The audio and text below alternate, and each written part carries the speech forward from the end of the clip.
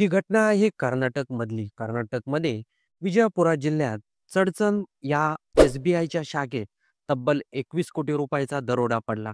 एवढा मोठा दरोडा घडवून आणणारा आरोपी सरळ मध्ये पोहोचला. नेमकं संपूर्ण घटनाक्रम काय होता? कोणत्या पद्धतीनं हा डाव रचला गेला आणि महाराष्ट्रामध्ये पंढरपूरमध्ये कसा तो पोहोचला? चला तर सविस्तर आजच्या व्हिडिओतून जाणून घेऊया. कर्नाटकमधील एस-बी-आय बँकेच्या शाखेत ही घटना घडली. आरोपी आधीपासूनच या बँकेच्या हालचालीवर लक्ष ठेवून होता. आरोपी एस-बी-आयच्या बँकमध्ये येतात.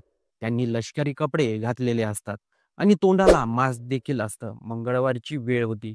एस-बी-आयच्या चंचण शाखेमध्ये संध्याकाळी 6:30 ते 7च्या दरम्यान 5-6 जण बँकमध्ये दरोडा टाकण्याच्या उद्देशाने आतमध्ये घुसतात. तिघेजण बँकेच्या आतमध्ये घुसतात आणि दोघेजण बाहेरच थांबतात. त्यांनी बँकचे मॅनेजर आणि स्टाफवर निशाणा लावतात आणि त्यानंतर ते कर्मचाऱ्यांच्या हातपाय बांधून टाकतात. या बँकमध्ये जी रोख रक्कम, सोनं ते सगळं काही बॅगमध्ये भरतात आणि बाहेर निघण्या अगोदर बँकेत काम करणाऱ्या कर्मचाऱ्यांना बँकमध्ये बांधून ठेवतात आणि बाहेरून बँकेला कुलूप लावतात आणि तिथून जात असतानाच हवेमध्ये गोळीबार करून ते पसार होण्याचा प्रयत्न करतात. ही घटना विजापूर जिल्ह्यातली आहे आणि गेल्या 4 महिन्यापासून या ठिकाणी कर्नाटकमधली ही दुसरी घटना आहे. ती पण एस-बी-आय शाखेवरचीच ही दुसरी घटना मानली जाते. बँकमधून जवळ रोख रक्कम 1 कोटी रुपयाच्या आसपास गेलेली आहे. तर 20 किलो सोन्याचे दागिने जे ग्राहकांनी कर्जासाठी ठेवलेले होते.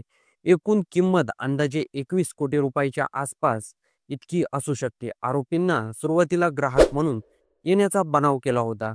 करंट अकाउंट उघडण्यासाठी हे सांगून नंतर त्यांनी बंदुका आणि चाकू दाखवून कर्मचारी ग्राहकांना धमकावलं.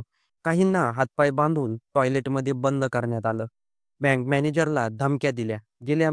मॅनेजर आणि सर्व स्टाफ जेव्हा घरी जाण्याच्या गडबडीत होता, तेव्हाच त्यांनी बँकवर दरोडा टाकला आणि बाहेर आल्यानंतर त्यांनी हवेमध्ये गोळीबार केला आणि तिथून पळ काढण्यासाठी आरोपींना वापरलेले वाहने, एक सुझुकीची त्यांच्याकडे कार होती आणि त्या गाडीला नकली नंबर प्लेट होती.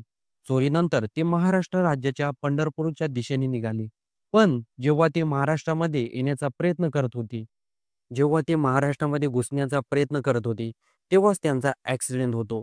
लोकं वाहनं थांबवण्याचा प्रयत्न करतात, पण आरोपी तिथून पसार होतात. स्थानिक पोलिसांनी त्यांच्यावर झडप टाकतील त्यांना माहिती होतं.